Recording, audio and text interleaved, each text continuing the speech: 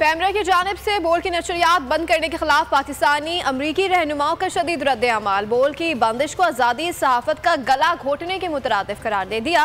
अमरीकी शहर ह्यूस्टन से ताल्लुक़ रखने वाले मुमताज़ अमरीकी पाकिस्तानी रहनुमा सईद शेख और आतिफ खान कहते हैं कि बोल को सच बोलने की सजा दी जा रही है, लेकिन ना समझ अरबाब इख्तियार इस हकीकत का और राख करने से कासिर हैं कि सोशल मीडिया का दौर है जहाँ सच छुपता नहीं है।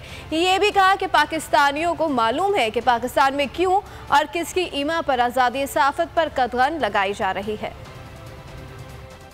ये कतन नामुनासिब है कि हम आज़ादी सहाफ़त, इजहार ख्याल के जो एवेन्यूज़ हैं उन्हें बंद करते चले जाएं। इजहार आज़ादी राय पर पाबंदी लगाना गलत है, बोल को बोलने दो। हुकूमत पाकिस्तान से मेरा मुतालबा है कि बोल से पाबंदी हटाई जाए और बोल को बोलने दिया जाए। सहाफ़त को जो कदगन लगाई गई है, बोल न्यूज़ पर पाबंदी लगाकर उसे फिलफौर उठाया जाए। आई कंडेम बैन ऑन बोल न्यूज़, बोल को बोलने दो। पाकिस्तान में हक की आवाज़ को, आज़ादी सहाफ़त को, बोल चैनल को बंद किया गया है। आप हक की आवाज़ को बंद नहीं कर सकते।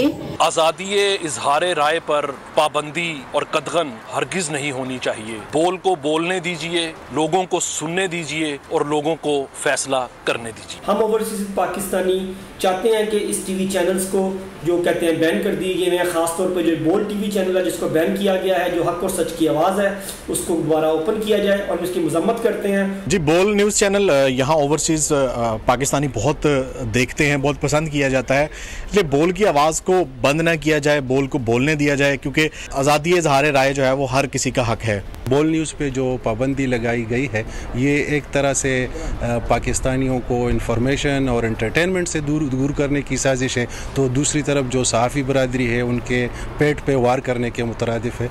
जैसा कि हम सबको पता है, पाकिस्तान में इस वक्त जो हो रहा है, एक दफ़ा फिर बोल टीवी की ट्रांसमिशन सस्पेंड कर दी गई है। आज़ादी सहाफ़त का फिर गला घोटा जा रहा है। बोल एक बार फिर नंबर 1।